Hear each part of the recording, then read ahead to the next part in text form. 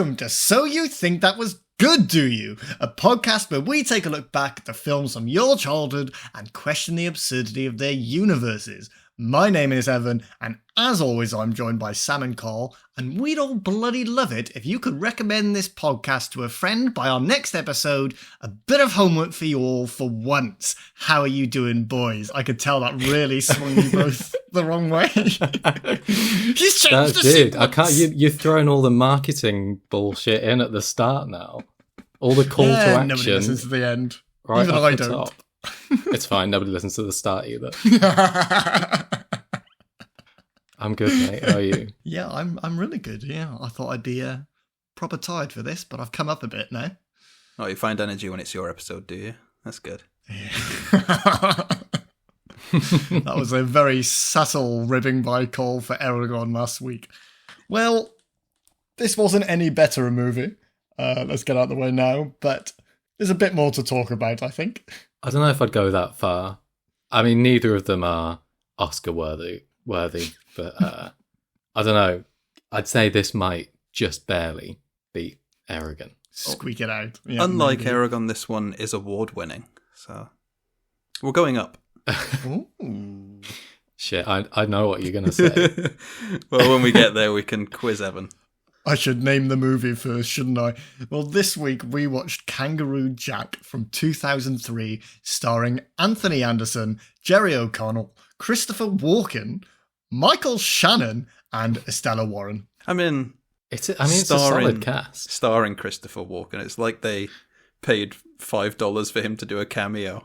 It stars him in the same sense that Aragon starred John Malkovich.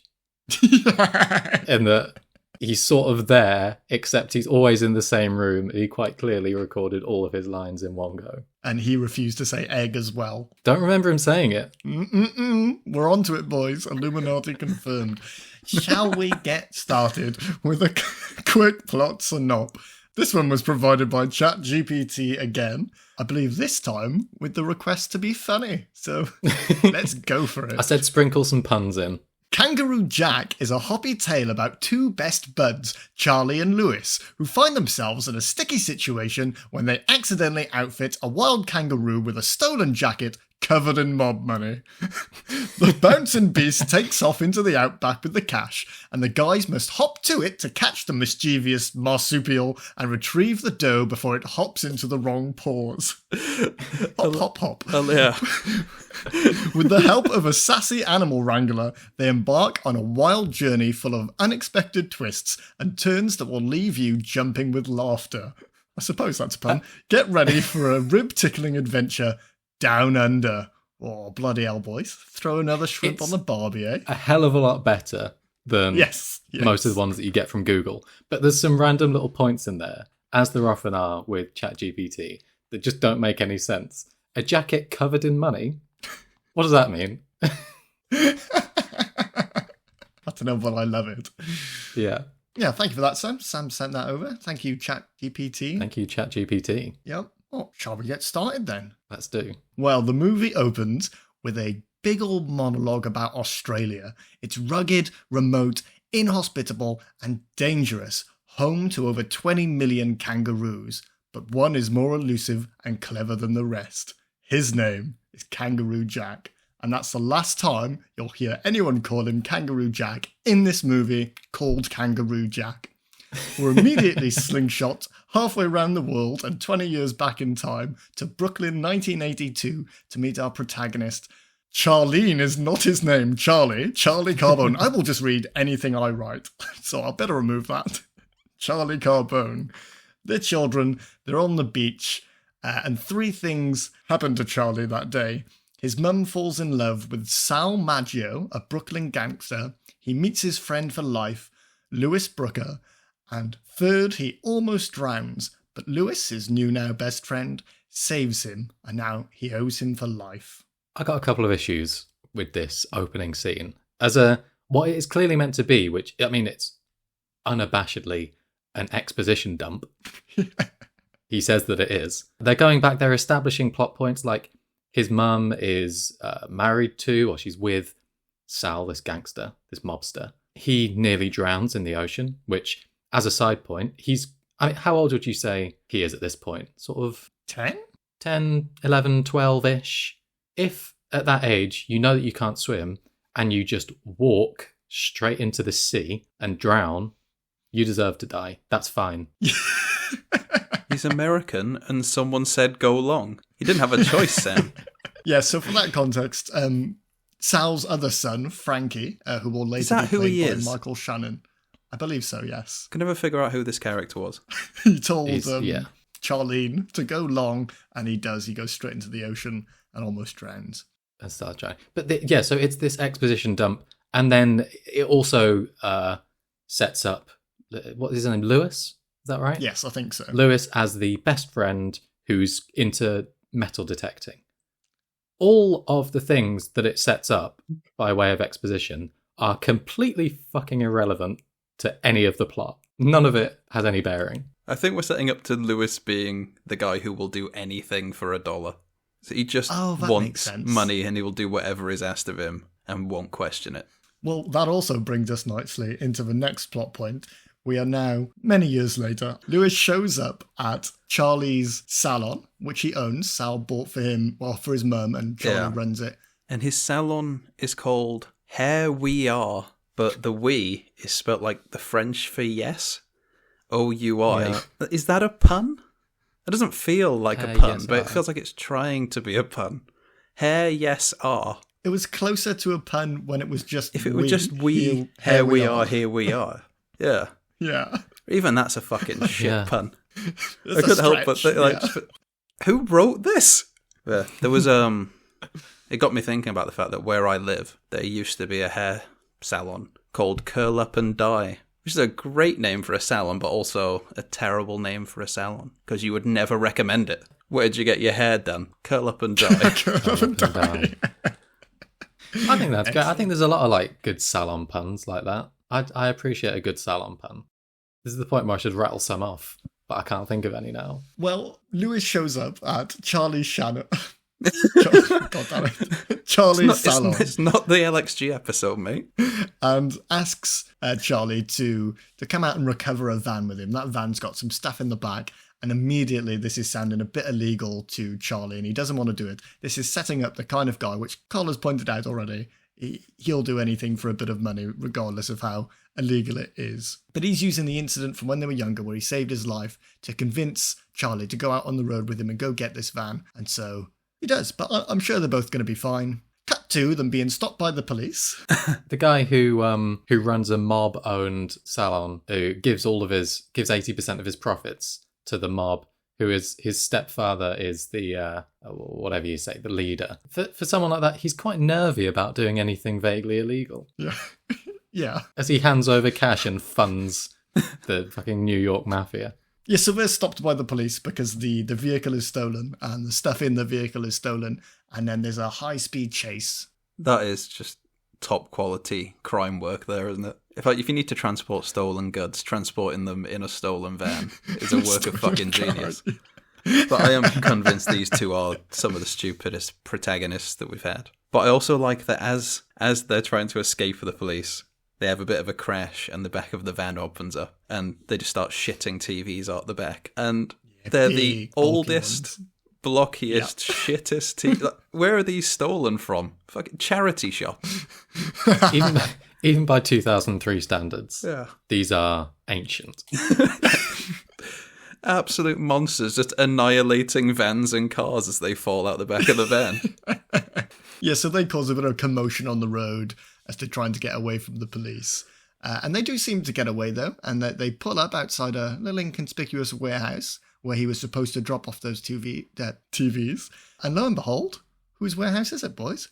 It's bloody Sal's. They've been doing a job for Sal this entire time. And as the characters find this out, because Charlie knows one of the men there, a family friend, the police pop up over the horizon and everything goes to shit. They're trying to get out of the warehouse. And what I noted about this movie, in that it's quite similar to Karate Kid, is that a lot has happened so far. It's just fucking going at you. And I would not have been surprised at this point if the chute they jumped down to get out of this warehouse just took them straight to Australia. It would have been convenient if it did, just to cut through Oh, we what did is have a lot. Yeah. dense and confusing and mostly unnecessary plot. And the worst joke in this movie, which is not far away. But the chute goes down into the sea, a river. Says, good job Charlie can swim now, otherwise it'd be a very short movie. Yeah. They do, I mean, they've escaped through this warehouse, pursued by police, and they kind of bought themselves a little bit of time. The police are just barely not within eye shot, most definitely within earshot. So as they jump into this chute, they scream at the top of their voice exactly where they're going, which is always a solid plan when pursued by the police. Almost as good as using a stolen vehicle to steal stolen TVs. Yeah. We got a pattern here going. Lewis is screaming, and Waffles, the Jack Russell Terrier, is screaming as they go down the little yes, chute. I forgot about the dog. Yeah, he brought his dog on the chase. Oh, fuck this movie, man. Anyway, the next scene, Charlie and Lewis are confronted by Sal because he is not happy at all that his warehouse has now been raided because they've led the police right there. He's lost loads of money and loads of his goons have been arrested. It says that it was $4 million worth of art. And probably about $50 worth of TV. Sorry. That tickled me. So this scene is just Sal berating both these boys. Lewis is just described as completely useless, always has been. And Charlie is described as a mouse with chicken blood, which is really visceral and stuck with me. When I heard that again, it triggered something, like having watched this as a kid. He has the best line in this movie, though, when he says that Charlie is so incompetent that if he were a knight back in medieval times, he would have slayed the maiden and saved the dragon. Oh, that is a fantastic line. Very good. Yeah. And he did it all in a day, mate. Thank God Christopher Walken is in this movie. Let's hope he sticks around. Yeah, I was going to say, don't get too used to it.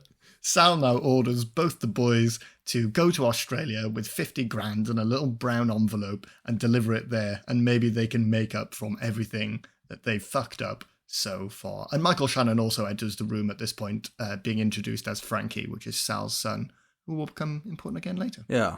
I was going to say, we don't know it's 50 grand at this point. It's just an envelope that he's told he's not allowed to open. Because Lewis, obviously, as soon as it's handed to him, goes, oh, what's in here? And tries to open the secret envelope. But when we see Frankie earlier on in the movie, he's played by a teenage boy, just a bit older than the boy who's playing Charlie. And then fast forward, it's Michael Shannon. Apparently, Robert De Niro was originally considered for that role. I just thought, how would they make the leap with 14-year-old boy to then 60-year-old Robert De Niro? How difficult were the jobs that Sal had him doing? Was it him or Arnold Schwarzenegger? In my mind, it was just Michael Shannon on that beach. I'm not aware that it was a younger boy. I believe you. I'm not saying you're lying, but in my head, it was just Michael Shannon. With spots drawn on. Okay, so I want to just, now that we've mentioned the 50 grand, spoiler alert, but at the end of the movie, it's revealed what the point of this escapade is. The 50 grand is being paid to a hitman who, upon receipt of it, is meant to kill them. And they are effectively paying for their own hit in going to Australia. It's the smartest part of this movie. Why? Well, is it? Because the mob is funny. paying a hitman in Australia to kill 2 people instead of paying one in, America. Anywhere but or in Brooklyn. fact, you're the mob. Fucking do it yourself. You've got a room full of people, presumably with weapons, willing to kill someone. Why are you spending 50 grand? And the cost of the plane tickets and the money he all must that. have given them, because Charlie has none. He's given it all to the mob anyway, They've got to expenses. hire the plane and hire the tranquilizer gun they need later on. So how many TVs does that cost them? Well, I suppose they're stolen, so they're free. So yes, now we're on the plane. Lewis, I keep wanting to say Louis because it's written that way. I'm going to call him Lou. Lou and Charlie are both now on the plane. And there's some little jokes between them in the seat, and Charlie sees some fit bird, I can't say that on a podcast. A gorgeous girl. Chick. And he flirts Gorgeous with her a bit bit. of crumpet. That's what it is in Bulletproof Monk, right? We'll go with that. What was his name? Mr. Mr. Fucktastic. How could I Mr. forget? What a Fucktastic. fucking legend. I don't know if this is important to note, but Lou gives Charlie a atomic jaw buster, and that's only important because Kangaroo Jack has one later on, and that's only to remind you that he's in this fucking movie, which is named after him. But this whole plane scene is the most memorable bit for me. It is awful. It is not funny. When Lou goes into the toilet and he's counting the cash, that's when he realizes it's 50k, and then he calls in Charlie, and they're both allowed to go into the toilet, and there's the whole confusion with the people on the outside thinking they're talking about green poo, but he's just talking about green money. Really long. What is this? Really long. I think I was not maybe entirely paying attention. I thought they were talking about their dicks when they were saying, like, look at this, I'm pulling it, showing, try and touch this. All this stuff that's like, can I hold it? And I completely lost track of what they were supposedly talking about. I think Forgotten about the money. Oh, no, I lost the track of what the joke was meant to be. I was like, this has gone on for so long at this point. But the question is, what did he think it was then that they were transporting in the little brown envelope full of some sort of paper? His shock when he opens it up and it's money in the money-sized envelope that feels like money is insane. And then they go into the toilet and they're talking about flushing it away. If the mob ask you to transport $50,000, don't think about flushing it away when they're already mad at you. But they had to say that, so we would think of poo, Carl. Otherwise the joke didn't work. And what would this movie be without this joke? They come off the plane, they go through the airport, they're now on a road trip through the Outback, they've got themselves a car, and there's just some real awkward white man rapping from Charlie. He's doing a little beatboxing for as they, I want to point out, as they get off the plane, there's a whole joke there about how Lou is kind of this gormless. He only knows Australia by the stereotypes, so he's saying g'day to everyone, taking pictures, and he's really playing up the Australian stereotypes, and the movie is mocking him for that. Cut to the next scene, it's a shot of a koala bear while Man Down Under plays. This movie goes heavy on the stereotypes, Really even when does. they're not part of a joke. They just think this is what Australia is like. Did either of you boys check if this was actually filmed in Australia? It was, I'd be interested to know. Which It I was. genuinely assumed it Crazy. wasn't, because it just looked like the American idea of what Australia is. Yeah. I assume bits like the airport, and I think there was a lot of green screen involved, but yeah, they did film in Australia for this. I mean, there were definitely some real kangaroos involved. Sure, but any of us can get footage of kangaroos, Sam. I could go online now. Sure, fair enough. Did you boys listen to the rap that they set up? No. I don't know. No. I decided to listen because I don't know why I've said that like that. You know, I decided to How listen to the gracious of movie I you. was watching. But all he says is, rolling in the land with deep red sands, a big black man with big black hands. And then that's it. That's the whole rap. And then it just switches back to Land Down Under. That's enough.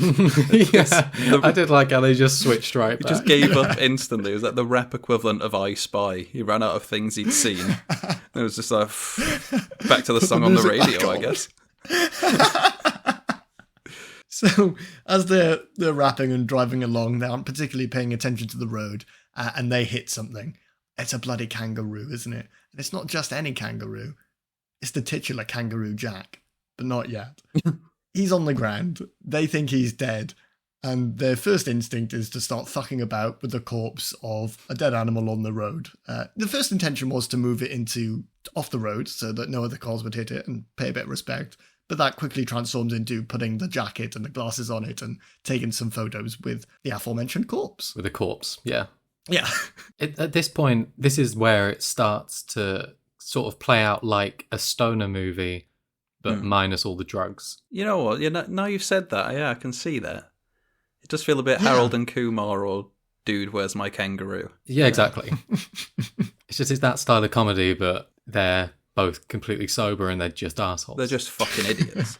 Yeah. They're absolute morons who are very difficult to root for.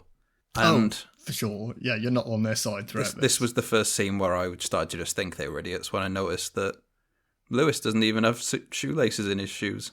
Just big old boots, no shoelaces, falling out of them as he walks around. I did not notice Fucking that. idiot. Not what I noticed in this scene. You bring a whole new level of scrutiny, Carl. I love it.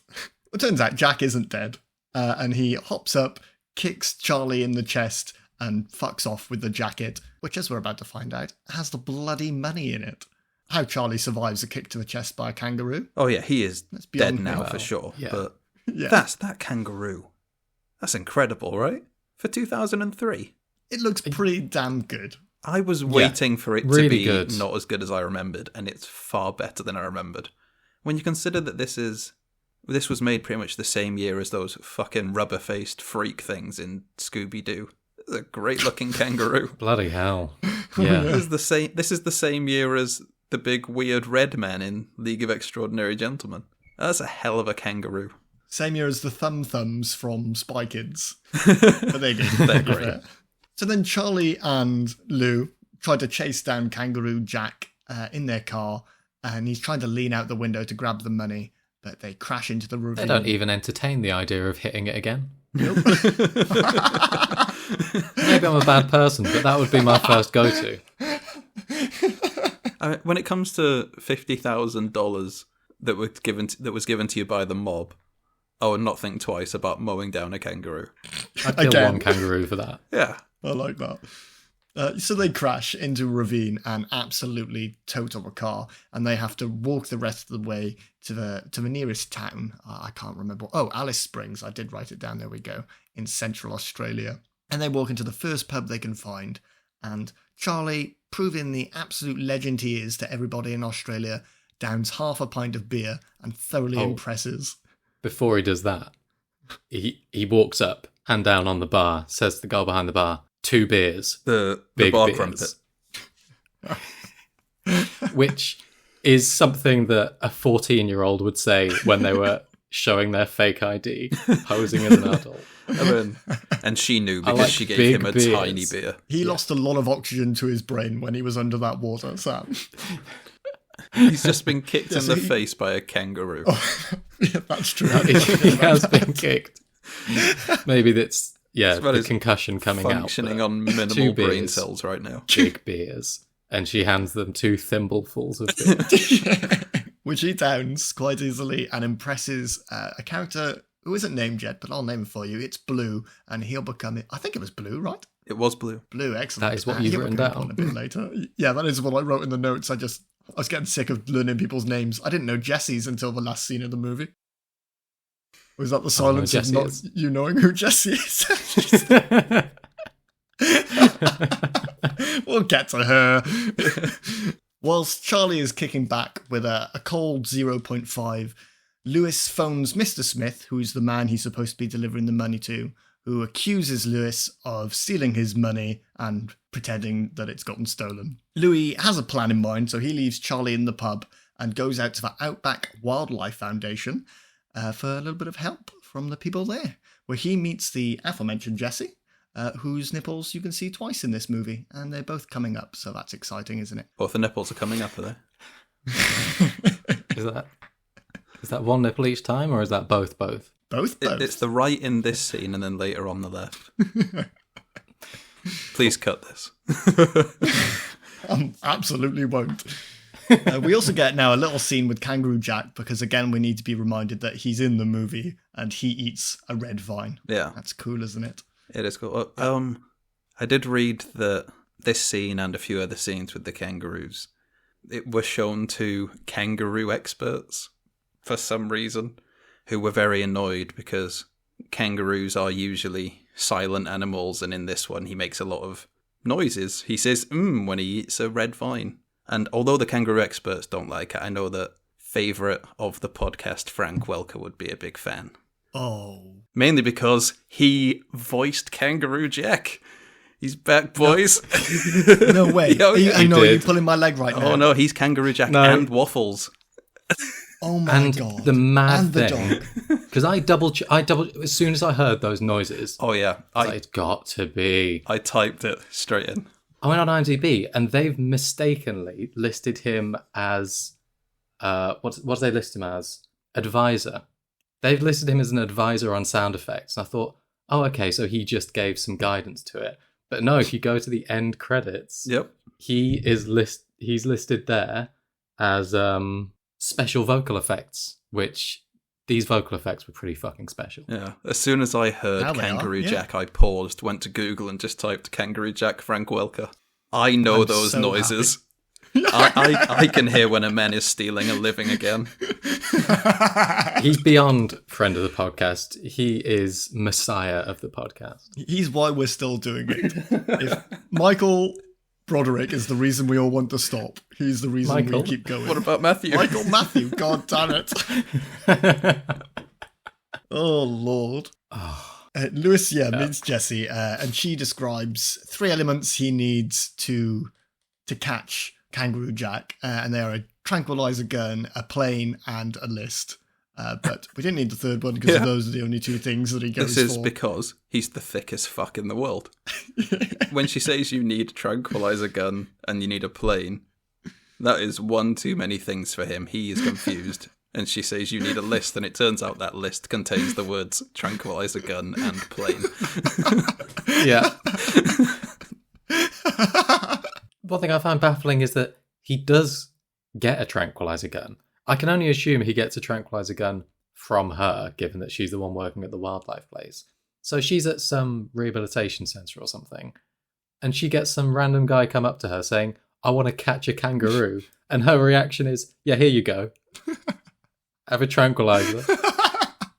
I mean, he got a tranquilizer gun and 1 tranquilizer dart. That is a man who backs himself, who's just like, moving plane with a tranquilizer gun that's barely bigger than a pistol. 1 dart, that'll do it, yeah? Well, in his defense, the list said plane and tranquilizer gun. I assume that dart was the only one loaded in there. She did not specify more ammo. He got the list. We can be happy with that. Well, he's happy with that because he heads back to the bar to explain the plan to Charlie. And he also says that he's got the name and the number of the 2nd best Outback pilot in Australia. And they give that boy a call. Bloody hell, who is it, boys? It's Blue, and he's fucked. He's just passed out on the bathroom floor, and they've got to get him shipshape again to get him in the plane. Ooh, mixing my transports there for that, but that's fine. He's fine. Here's the stereotype, number 60. Australians are alcoholics and can easily just get in a vehicle after an hour and everything's okay. They go flying for Kangaroo Jack. Charlie, who's sold to us as like the more grounded, intelligent one of the group, is also a fucking idiot, though, because Yes. I've decided that we, 2 people who've never been up in a biplane shooting animals, but that's what we're going to do. We're going to just get a tranquilizer gun and a plane. He thinks that's a brilliant idea. Why? You were in a car 10 minutes ago when you got within inches of it. Get a tranquilizer gun in a car. It'll be a far easier shot. Well, I mean, you'd think that they need the plane so that they can more quickly scope out the landscape and find the kangaroos, but it takes them all of 5 minutes. They go over 1 group of kangaroos and they're like, oh, well, there's some... Oh, there he is. Well, yeah, but it'd be a case of there he is. Even if they shot him, they'd probably just have to go, I guess, back to the airfield then, and then we'll get the car and come back, because we're in a fucking plane. Yeah. We can't stop and pick what him do we up. do now? Going on from what you said then, Carl, about them both being dumb, I think that's something this movie seriously lacks is any straight man. Everyone is just playing to the camera in this, and we're about to get it when there's fucking an hour of fart gags coming up, but it's just constant toilet humour throughout this movie and no one providing any foundation for anything serious. Not that a movie about a kangaroo that's PG needs anything serious, but it would be nice. There's serious, and then there's 3 straight minutes of talking about shit in an aeroplane bathroom. Well, as on top form as these boys are, as Louis is aiming with the tranquilizer gun to shoot down at our boy Kangaroo Jack, there's a jerk in the plane and There's 2 he can't see jerks in where the his... Very nice. Very good. He can't see where his dart went, and then he notices that it's in the back of Blue's neck. Ooh, that starts working fast on Blue, like he was never sober at all, and that plane starts going down. At this point, did you start... I don't know if it's just in my head, because it's a plane going down in the desert, but did you feel there were some similarities to The Mummy with this? Like they were trying to achieve like a similar feel of action-adventure? Because there's a lot of parallels, I feel. I don't know if I would say... I don't know where... I got the impression. I was reminded of The Mummy a few times. I don't know if it's because they were just very similar shots, Yeah. but yeah, I did get an impression. And that's all I have to say. No, that's all I wanted. I wasn't asking for anything super deep. Just wanted to know if you felt the same way. Not to make any mistake, this is not even on the same plane of existence as that. No. Right, now I'm going to try and blast through this because there's a lot of things happening at once, but nothing really of note, so bear with me here. Now, 3 things happen all at once. Charlie and Lou have to walk back to the Outback Wildlife Foundation, which its name might make you think that they care about wildlife, but they're only focused on saving one thing, and it only costs $2,000 to save, but fine. They hit a sandstorm, see some dingoes, nothing really of note happens in that section of the film. Mr. Smith is tracking them both through the different places they've been. This is all intercut. He's going to the bar, he's going to the Flying Dingo Air Centre, which is another fucking stereotype. The Flying Dingo Air Centre. Mr. Smith is really chasing them on this. Surely, if you're a guy who's been hired by someone in America and he said, the money will get to you, call him. Chase after him. Don't go after the delivery guys that you're meant to be killing to chase them for some money they don't have anymore. It's just every character's motivation is really confusing. And speaking of confusing motivations, who do they run back into? Jesse. Oh. Who? Oh, they do here, yes. Well, I just also want to say that Michael Shannon also now is in Australia, Frankie, Sal's son. Yeah. He arrives because Mr. Smith isn't getting the job done, so he hires an Outback guy to help him find Charlie and Lou.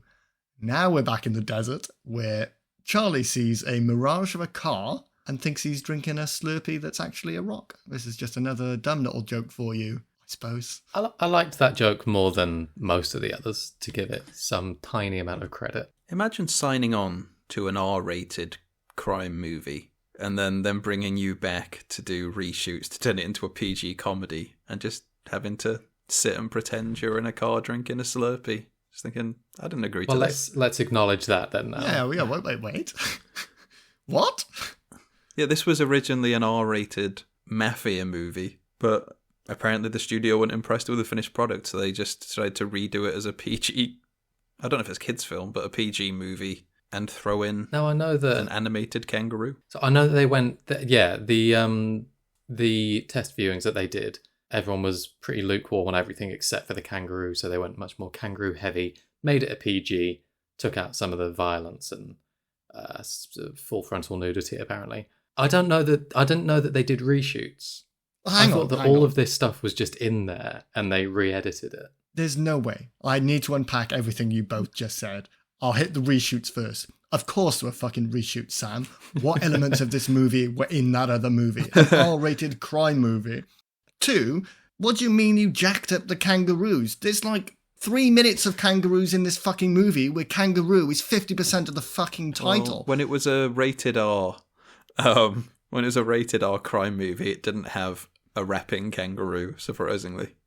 That came later. Yes, I'm aware they added that, but surely all of it was reshoots. There's nothing in this which even slightly denotes, apart from the fact they're running from the mob, that this would have ever have been a serious crime movie. It wasn't called Kangaroo Jack when it was the R-rated cut, was it? It was called Down and Under. Down Under? Down and Under. Down and Under. I'm not contesting that they didn't add the kangaroos in for this. Yeah. I believe that. I get Evan, that. you don't seem just to be throwing in getting an it. extra little. There weren't nugget many of information. kangaroos, and then they added kangaroos.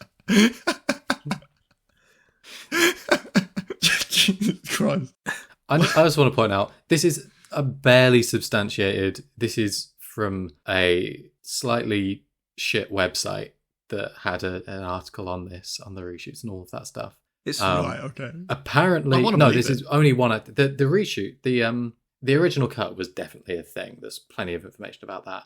But there was only one place that I saw that mentioned that Jerry O'Connell did hang dong in the original cut. Yeah, I think that's on IMDb as well. Well, that would have been the plane scene, wouldn't it? There was actually no money. That would have had to be dubbed over. That's insane. So Charlie's just seen a mirage of a car, but he thinks he's over that now. He's feeling a little bit better. But then immediately he thinks he sees a mirage of a sexy lady, but he just wants to enjoy this one. And in line with the kind of a character you know him to be at this point, he just grabs her tits. Yep. Yeah. Like earlier in the movie when they first arrive in Australia, he's moping about, feeling sorry for himself because he's never going to find the right woman.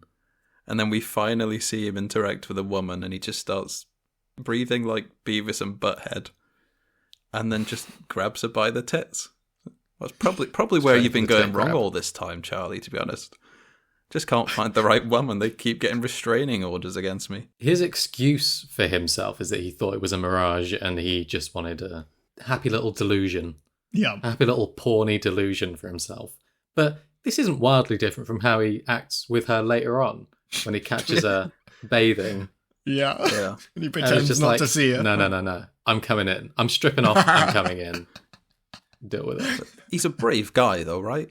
I mean, I've checked Estella Warren's Wikipedia page, and she has an entire section devoted to arrests. He's a brave man. Really? I'd never heard of her She before knocks this point. him out. She punches him and knocks him out in the next scene. Yes. Worse could have happened. Jesus. Well, you're right. Yes, she knocks him out, and here we see Kangaroo Jack again, but in the hallucination of Charlie. And this time, Kangaroo Jack's dancing and rapping. I suppose this is one of the reshoots. He's a more serious kangaroo in the original cut. He was still there. He just did a more explicit rap in the original. Damn, I wish I could remember that rap from the beginning. Oh, this is also terrifying because Charlie sees kangaroo versions of Sal, Lou, and it's also Kangaroo Jack, and they're all shouting chicken blood at him, but in like the rhythmic nature of like a satanic rant would be. Horrible. And still, incredible looking CGI kangaroos. Pretty damn good. Why do they all look Really so good good? CGI. Even Lewis's kangaroo is fat. It all looks so good. I do every second. Obviously, as we've said, they added in all of the CGI kangaroo stuff to make it more kid friendly. Holy fuck, I hated it. Hated every second that thing was talking. You didn't. Oh yeah. You didn't enjoy breakdancing kangaroos. I know I'm not the target audience, but I still have to make the point that I hated that. This was the point where he had a jacket covered in money. Wait, Sam, have you not seen this before? No. Oh. This is my first time. I'm so we sorry. subject you to some shit. Wow. Yes.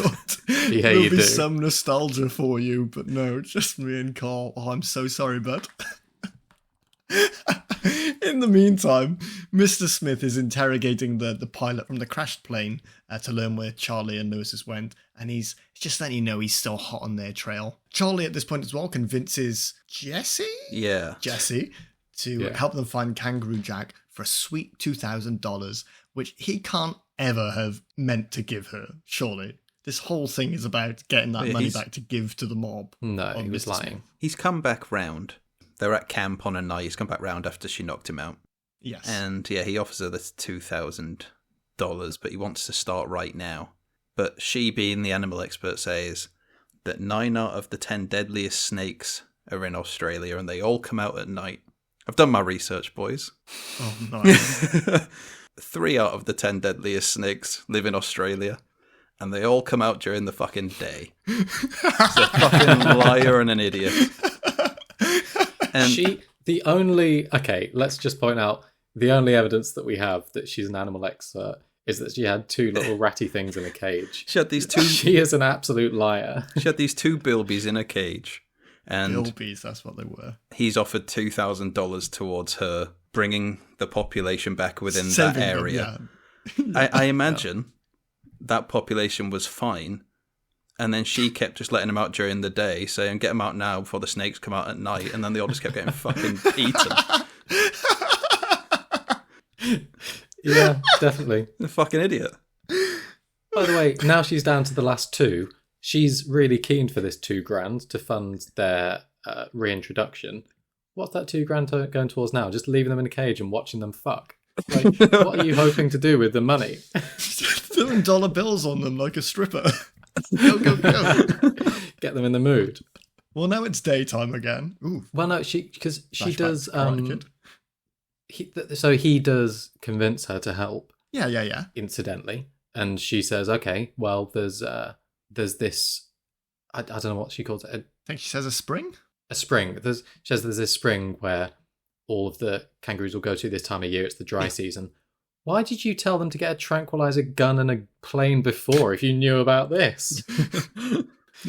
It didn't fit on the list. She's got no agenda. She's just doing whatever she feels like in the moment. She doesn't work for the Outback place. She trapped those bilbies. They're probably not even endangered. She was just hanging about for this guy. She gave him a tranquilizer gun. Now she's like, yeah, let's go to the spring. We don't know this woman's qualifications, and it does seem she is making it up as she goes. So now, the next day, they make the camel ride to a spring that Sam just mentioned that they believe Kangaroo Jack will visit. And it's just 5 minutes of camel farts and some of Lou farting. And we're there, Sam. The award-winning Kangaroo Jack. This is the scene it won its award for, Evan. Do you know what the award was? Is it a Razzie for... It is the Kids' fart? Choice Award. Favourite Fart in a Movie 2004. And this was an award that ran for 2 years, 2003, 2004. And we have covered the other movie that won it the year before. Can you guess what it was? Hold on. Oh my God. Didn't we talk about this? Did we? I can't remember if we mentioned this when we covered the movie, because I just remember talking about it. Annoyingly, I don't remember what the movie was. We I feel might like it have was done. The Frighteners or something. Oh my God. I have a good guess. Go on. Wait, no, 2003. Is it a film that came out that year, or is it just in general? I think I've told you enough, Evan. Okay. Then it's gotta be Spy Kids. Scooby-Doo. Damn it, that was my next guess. That makes sense, because this Wasn't came that out in 2003. Oh God, no. Yes, The of course, it was the big award fart. next year, yes. Oh. I can't believe we missed that bit of trivia when we did that film, assuming we did and we haven't just all forgotten. I mean, either option sounds like something we would do, so it's hard to say. Well, we're at the bloody spring, and we get a bolo making montage. I mean, I knew what a bolo was, but they had tranquilizer guns at first. I don't know why this isn't the choice Because now, they had one but dart. They've used their tranquilizer dart. And cross that off the list. the fucking Outback expert is making it up as she goes along, and they arrive, and that's the point where they go, so how are we going to catch him then? And then she's, bolo, I guess. Two tiny watermelons on a rope, as far as I don't know what they are. I mean, they're definitely not watermelons, but they are little, two weights attached to a rope in the middle that wraps around. And to top this off, the gang need to mask their scent and their appearance because kangaroos can recognise humans and their scent. And they take off all their clothes and cover them. I say cover themselves. They put a little bit of paint on themselves.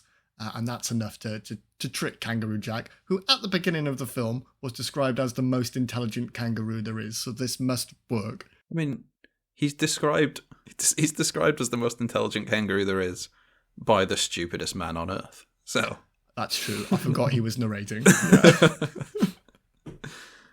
This is just the one kangaroo that kicked him, and he thinks he could have all the rest. Just as they're about to snag Kangaroo Jack, Lewis scares him off because he's got some ants in his pants. Great fucking stuff. And now we get to the scene, boys, the one we've all been waiting for. Jessie takes a bath in the spring, and Charlie joins her. First instance of nipples we see this. And that's it. That's all I have. Well, all I've got in my notes for this scene is all caps. Who is this movie for?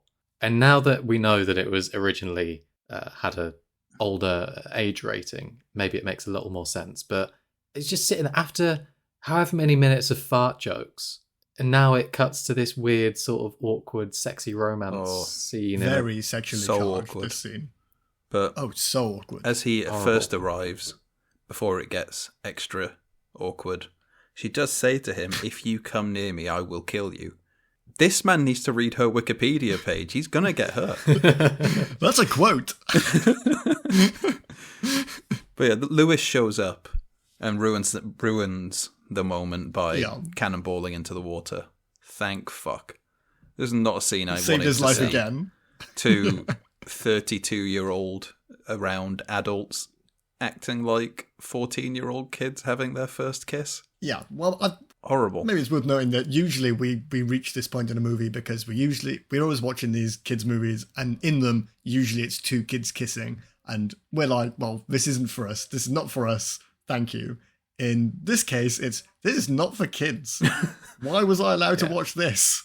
Well, these people are our age, and I'm still thinking, this isn't for me. This is not for me. She will kill you.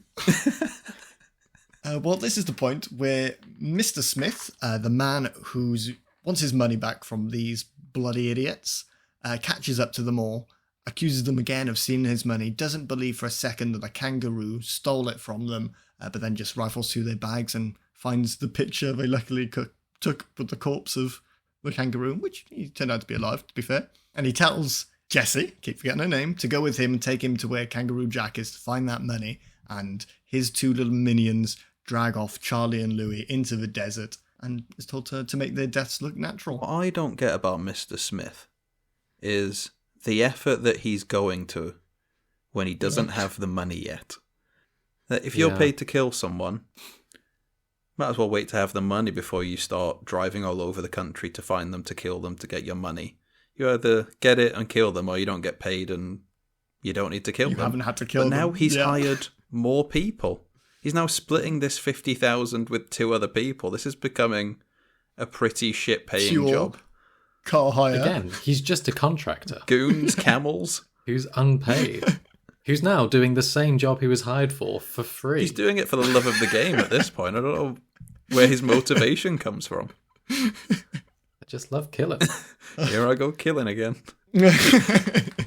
Well, harking back to something one of you said at the beginning of this podcast, this episode rather, about, I think you said it about Louis not knowing why he had the metal detector and that not being important for the rest of the movie. Well, I felt equally about that being the case for Charlie, because they make a every big other deal aspect about of him. the film. Yeah, make it a big deal about him being a hairdresser. And it comes That's up another several thing times that I throughout wrote the down movie. that I forgot to say. How is it relevant, except for this scene? This scene where they awkwardly jam in that the reason they can get out of the ropes is because for some fucking mad reason this guy has scissors tucked down the back of his jeans. In case the someone entire needed a time. quick trim during his trip around Australia. Also, the scene straight afterwards, right, where he confronts Mr. Smith. They've both got guns on each other. Yeah. And he says, "What's your job?" He says, "I'm a hairdresser." And so he lowers the gun. What? Why did that happen? Don't know. I guess he felt so brave for saying that when it's embarrassing that it struck That felt him. I don't know. like the movie was doing a bit of a nudge and a wink, and I didn't know what it was nudging me about. It's funny because he's a hairdresser and men shouldn't be hairdressers and straight. There's a lot of that sort of thing in this movie. Yeah. We've skipped it because I couldn't be asked with the conversation of people being called women or Charlie being called a woman and queer and a pansy, and it's just I didn't realise we were still doing that shit in movies so recently until we did this and Evolution. We say so recently. 20 years ago. 20 years ago. Yeah, I still feel that feels too recent for some of the shit in here. Well, he uses the scissors to cut him and Lewis loose, and Lewis gives off some lark about being a pitcher in Little League, I don't know, and that distracts them with both the guys on the camels, and fucking Charlie goes around the other side and grabs the gun that Sam's just mentioned, and now those guys are dealt with. I don't know where they go. I assume they shot them and left them in the desert, because either way, they're dead, because the heat. Well, at least Mr. Smith doesn't have to split that 50,000 anymore. Yeah, good bit more. Might make a bit of profit out of this, Getting actually. any of it himself at the minute. But the plot stops here because we get another Kangaroo Jack shot to remind us he's in the movie, where he eats one of the jawbreakers, and they're spicy. Remember that, because it might be important in a second. Back to the movie. Lewis and Charlie catch up to Mr. Smith. They hold some guns at him. They rescue Jesse. But then Frank Lombardo, Michael Shannon turns up, and now he's got a gun. They're all pointing it at Mr. Smith. It's not really a showdown. It feels like they've all won. He tells Charlie to put the gun down, puts it down, and then, best bit of the movie, Frankie turns the gun on Charlie, and you think, fucking finally, these cunts are going to be dead. Not quite yet. Kangaroo Jack shows up here now, distracts everyone because he's hot. He's hopping about. Yeah, now. And they escape. Frank, Yeah. I need you to get in the booth and picture Kangaroo eating a spicy gobstopper Can you do that for me? Got it. This is why you pay the big bucks, Frank. No, Frank, you're doing pig again. No, that's Waffles the dog again. Kangaroo eating a spicy gobstopper. Pay that man. I can't fucking believe it's him. I'm so happy about that. Now kangaroo for me. Yeah, it's just amazing. I was so happy when I saw the credit. So they get away. That is Charlie, Louis, and Jesse. They're in a car. They're chasing down Kangaroo Jack to get the money back to pay off Frankie. But Frankie's chasing them down. In the car, they're chasing Kangaroo Jack on camels. Frankie crashes his car. Not very important. He's going to be fine in a second. And they chase Kangaroo Jack right up to the precipice of a cliff. Both Charlie and Jesse give up. It looks too dangerous. But Louis is pushing to the limit. He's reaching into Kangaroo Jack's pocket. Well, he's taking dollar bills off of Kangaroo Jack's jacket and stuffing them in his own pocket. He does get all the money, but he comes too close to the cliff. The camel stops suddenly and he goes bounding over. Oh, I've just referenced an Australian meme by accident. Have you? I'm going to send that to you afterwards for context, yes. Okay. And this is where we need to rewind just a little, because there was a scene that I forgot about, which bugged me so much at the time, where they're all being held at gunpoint. But Jesse says that they're the only ones that can help catch Kangaroo Jack and get the money back. And then when Frankie agrees to this, Charlie tries to thank her and she says, I didn't do it for you. Who the fuck should do it for then? Carl, we have proved kangaroo? She doesn't know what she's doing or why or when. She's just making decisions in the fucking moment. I'm doing it for the bilbies. Who are you doing it for? What are you on about? I mean, I assume it's because the gun was also on her. But then, does she think that this will save her? Prevent them from killing her? I don't know. She doesn't know, mate. She's just It's a saying stab it. in the dark. She's just hoping to hold on till night time and distract everyone, because then all those snakes will be about. All ththose cold-blooded snakes coming out at night. Oh, fuck yeah, good point. Yeah. So Lewis is hanging over the edge of the cliff, and Charlie uses all of his hairdressing skills to fashion a rope type thing out of two belts and manages to get him up onto the cliff. Now they're even. Frankie catches up to them. He revealed, fucking great twist. I know we mentioned it earlier, but this is actually great that you're taking the money for your own killing. I think is amazing. It's just in a shit movie. They're shocked, obviously, but then, as in every other time in the movie where something needs to happen and nobody can write anything to figure that out, the cops turn up for no reason at all and arrest. Well, they try to arrest Frankie, but Charlie Boy uses those sick bolo skills from the earlier. cops rise up in a helicopter from below the cliff that we were just looking down. There was no we were looking down helicopter there down for there. ages. The cops were presumably hiding behind a little rock in their helicopter, their incredibly quiet helicopter, by the way, hiding behind some little rocky outcrop, watching Lewis hanging off the edge desperately by a couple of belts strapped together, going like, do we go and help? No. Give it a minute. Dramatic reveal. Plot's still happening. Yeah. Also, when Lewis is being pulled up, or when he's, hanging there for his life, I did love that when he finally gets grip on the belt and he manages to hoist himself up, or, what's his name helps him up, the camera cuts and there's clearly footholds all the way up the side. He's standing on one.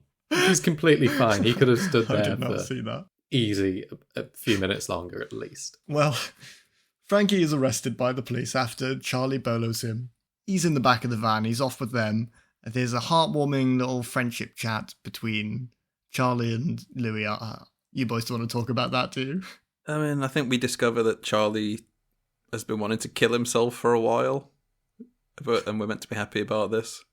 You save my life every day, Lewis. If you weren't there, me, I'd be gone. Probably in the original cut of that movie. Yeah. In the original cut, he pulls Lewis up, then jumps down onto the helicopter rotor blades. It would have been much better. Oh, and after this, there's just a bunch of fucking shit scenes with Charlie lures in Kangaroo Jack with some grass. He gets back the lucky jacket and gives it back to Lewis. explaining that it was lucky all along because if they hadn't lost the jacket, they would have been killed. And then Kangaroo Jack's got a son and he kicks him in the chest and, I don't know, setting up a fucking sequel probably.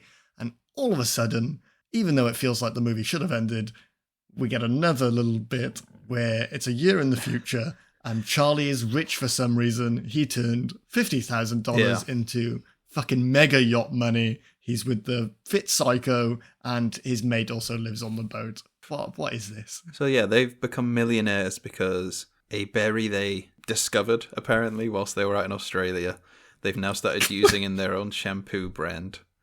Because Charlie's a hairdresser, nice. It all comes together. But I do feel like the script for this part of the movie, every other line was just, and they laughed and laughed. Everything is just, I've got the numbers, dear. Oh, I do love numbers. And then Lewis shows up with his waterproof mousse. I mean, maybe they're all dead. It didn't feel real. They're all in the helicopter blades. Charlie took that final kangaroo kick to the head. He's got one brain cell left. He's staring at a wall in a home somewhere, every now and again going, How good would that be? If this whole movie was exactly the same, but then it cuts and he's there with a bandage around his head sitting in a ward. Kangaroo footprint in the side of his head. Asking the nurse how nice these berries smell. Every now and again saying, just staring at a do blank like wall. Numbers. Just writing random numbers on a piece of paper. 1, 2, list.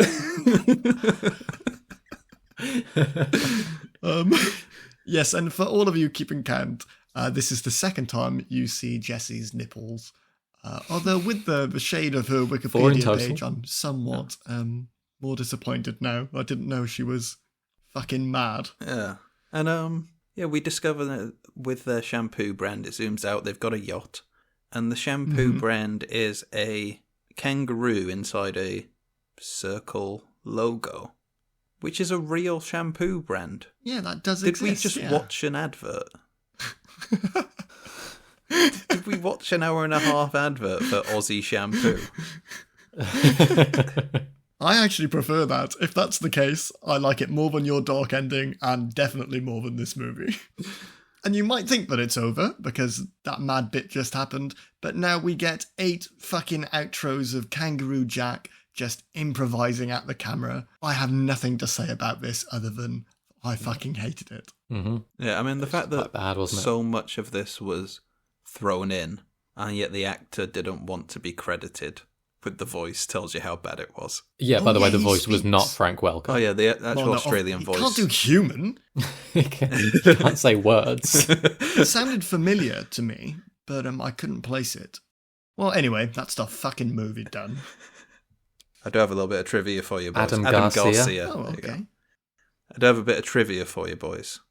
Apparently, this movie was originally pitched to have Nicolas Cage playing Charlie and Chris Farley, that rhymes too much, that hurts, playing Lewis, which wow, I do wonder if anyone told the people pitching that idea that Chris Farley died in 1997.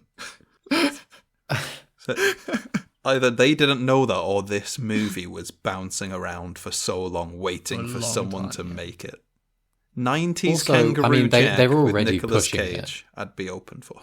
The 20-year time leap is already a bit dodge, but with those two in there, even more questionable.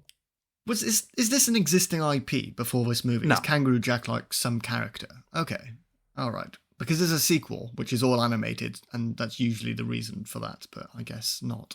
I mean, the reason is nobody would appear in a sequel to Kangaroo Jack. Yeah, that's fair. Do we know how much money this movie cost? Because I've been trying to tally it up because they actually went to Australia when they absolutely didn't have to. The CGI must have cost a lot because it does look good for the time. The reshoots, those are expensive.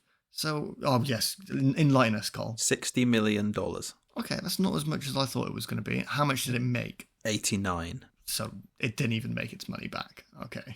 And if you're applying the Mr. Sunday rules there, where you double it for marketing. Yeah. You mean our podcast rules? right? Yes. So it's not. We've stolen everything else. We'll steal that too. Right, it's time for some blue trivia. And wait, green trivia. Damn it. And this movie was actually sued for its marketing campaign because they included the animated singing, dancing kangaroo in the trailers. And then a bunch of people took their kids to see it thinking it was a kids' movie with a talking kangaroo. It turns out it's just that one scene. Oh, yeah. If you watch the trailers, you can tell that they tried to swivel it round, and because they recut it. All of the kangaroo content makes it into the trailers, and fuck all else goes in there. And they move some voice lines around to make it seem like the kangaroo talks a lot more than it does. Ooh. Make it seem like it's about an kind of anthropomorphic, talking, fun kangaroo, when in reality, as we've found out, it's just a kangaroo. There's a lot of shots of kangaroos, but there's not a lot of Kangaroo Jack in this movie, apart from at the end there, where they jam a load of him in. So yeah, the rules on what could be included in trailers was changed because of the trailer of Kangaroo Jack. Oh, that's good. Because of how misleading it was. Very good. Well Very then, good. That leads us nicely into some bad reviews, if you've got any for us, Sam. I got a couple of them. I did have 3, but one of them was the fact about the Kids' Choice Award for the favourite fart in a movie of 2004. So that's okay. Cutting that one out. We got 2 here. First one, written by Arn, gives it, I think it was 1 star. I saw this because I'm watching every Walken film. A few years ago, I was diagnosed with a skin problem that was later confirmed by a test to be MRSA. In order to stop it from spreading, the doctor cut my leg open with a scalpel on local anaesthetic. He removed a chunk of flesh, then dug out the area underneath, which didn't feel numb from my perspective. They packed the wound with cotton wool to make sure it healed from the base of the wound, not the top. It's the most pain I've ever felt in my life. The sheer number of nerves and sensory pain is overwhelming. It's the kind of pain so intense that crying isn't an option. It hurts too much to cry. You spend all your energy just dealing with the agony. I'm sure there are a few more painful things to deal with in life, but for me, that tops it to date. Every time I feel down, I remember that moment and it picks me back up, because no matter how bad the current moment is, at least the pain isn't excruciating. Kangaroo Jack was worse. I knew it was coming the whole time, but it was still beautiful. Oh, God. You could hear me kind of cracking a little bit at the end. I couldn't keep it together for that. Oh, that's excellent. That's a dark one. You might have to shorten that down. I don't know. Up to you. Oh, I loved it. But it's staying in. There you go. And the next one we got, open quotations, Kangaroo Jack is a real kick in the pants. It's a poorly executed film with a plot that's full of holes and characters that are as hollow as a kangaroo's pouch. The animation is as stiff as a boomerang and the humour is as dry as the Outback. The film tries to be a fun-filled adventure but misses the mark by a mile. The jokes are as stale as a 3-day-old Vegemite sandwich, and the accents are enough to make you say, "G'day, I'm out of here." I feel like that might be an AI-generated one.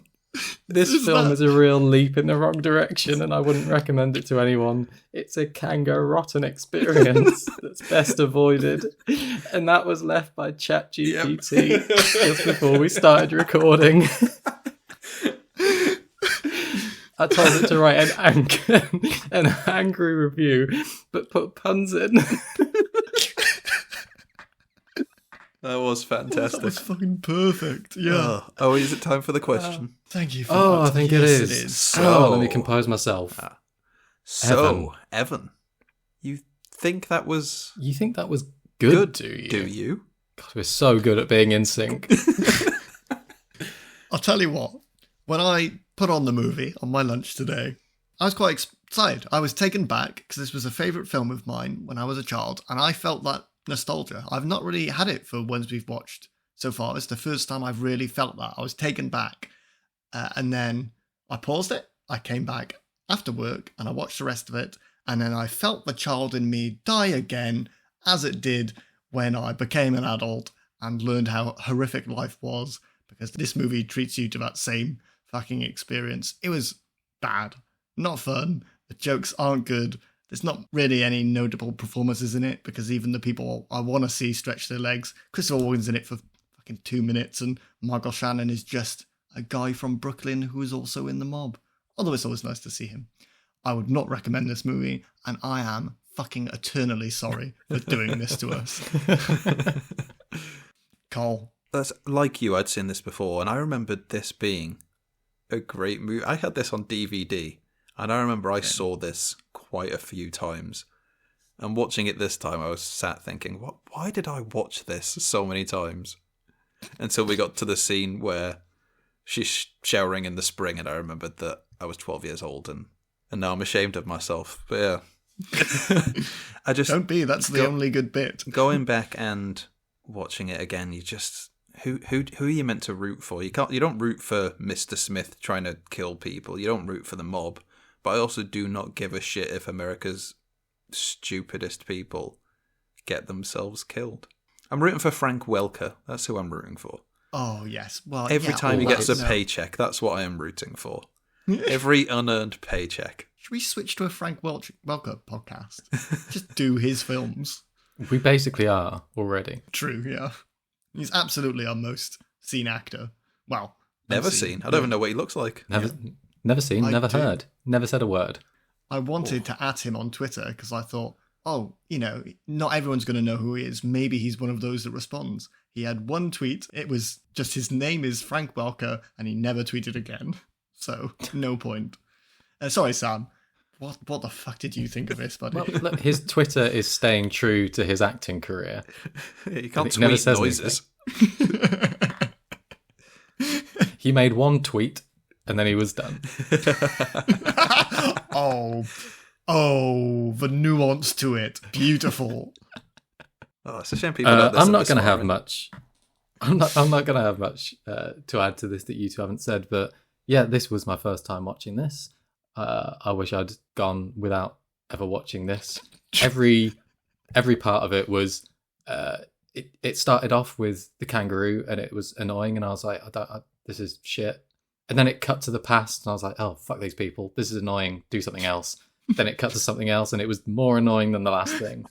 It repeat, ad nauseum until the end of the film, where it ends with the most annoying part. Oh, yeah, it's not a good note.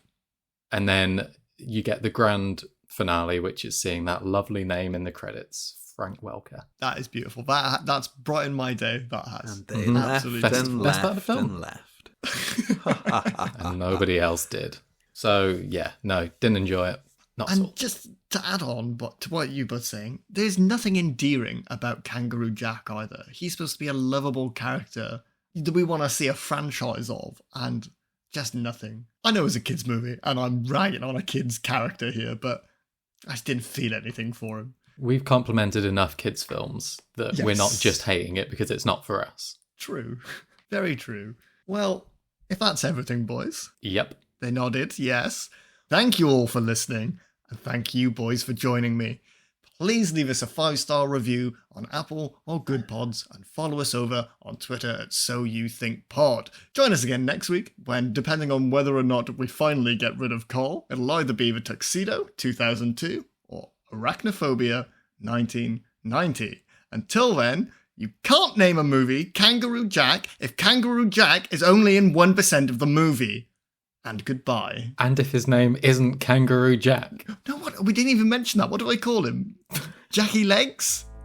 Something like that. Yeah, some dumb shit. Fuck, now this is going to go into the Bullshit. outro. Bye.